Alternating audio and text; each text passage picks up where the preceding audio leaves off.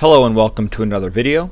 My name is Sativ, and today we're going to be talking about the changes to racials in Warlords of Draenor from a rogue's PvP perspective.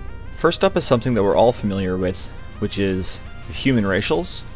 Now, humans used to get spirit, but that spirit has been changed to versatility.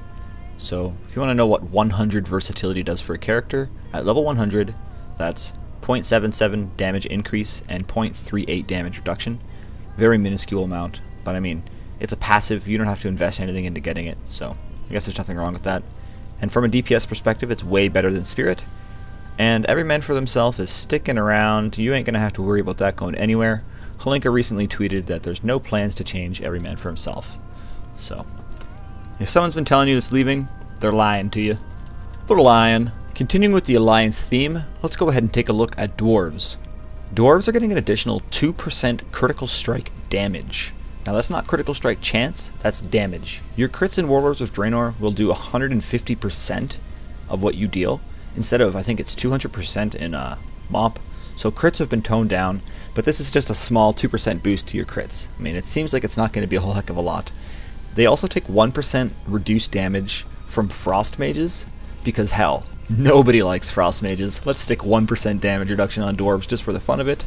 But the real meat of the racial changes for Dwarves is Stoneform now removes all poison, disease, curse, and magic, as well as bleed effects, and reduces all physical damage taken by 10% for 8 seconds.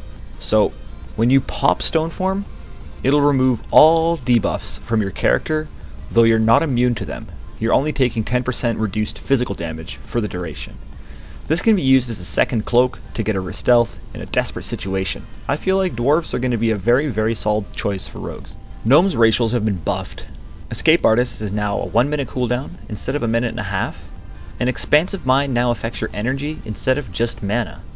It scales with your passives and your perks that increase your energy. So normally you have 105 energy, but if you spec into Venom Rush, Glyph of Energy, as well as go Assassination, you can get up to 163 energy as a gnome. As well as this, they have 1% reduced arcane damage and a slightly improved engineering skill.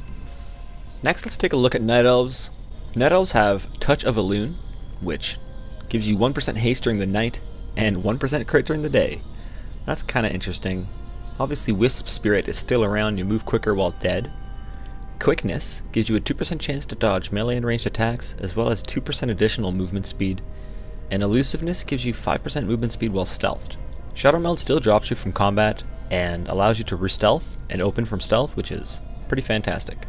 So we covered humans, dwarves, gnomes, and night elves. The only rogue race left is Worgen and Pandaren, though both of these races I feel aren't worth mentioning in a PvP orientated video. Similarly, the troll and goblin racials are very lackluster in PvP situations, so I'm not going to be focusing on those in this video either.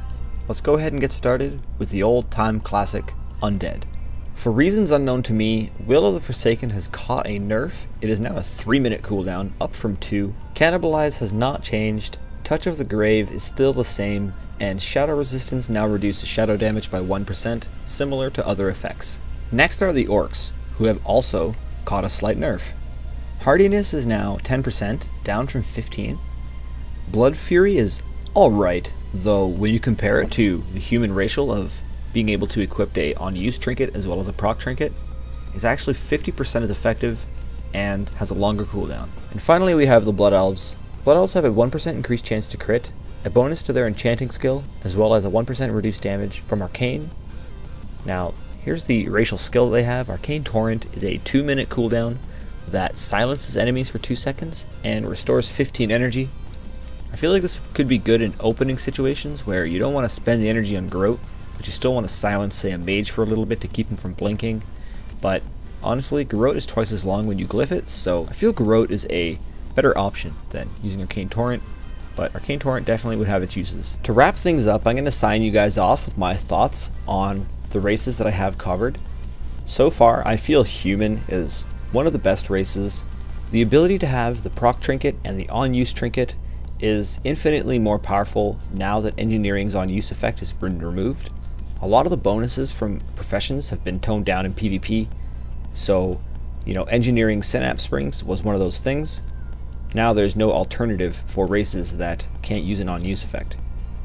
Dwarves are definitely a solid choice, not because of the 10% physical damage, but because they can clear all debuffs off of them and get clean re-stealths, or just use all those debuff clearing to get themselves out of bad situations. Gnomes are looking pretty good too. The 1 minute cooldown on Escape Artist, as well as the increased energy, is welcomed, since before the energy increase didn't even exist. It was a mana thing, so it didn't affect the class at all, and you know, the racial in general just got buffed, so 30 seconds off the cooldown and an actual effective racial is good for gnomes. Night elves, you know, they're the same. Not sure how that 5% movement speed while stealthed and 2% movement speed in general fares up, but Smelled is a great thing. Being able to get a re-stealth pretty much in combat is pretty dope. It's like a second vanish. Undeads got nerfed for some reason. They weren't all that OP, considering Fear also caught some nerfs. Fear is now 6 second instead of 8 second, so I don't really see the point behind nerfing Will of the Forsaken.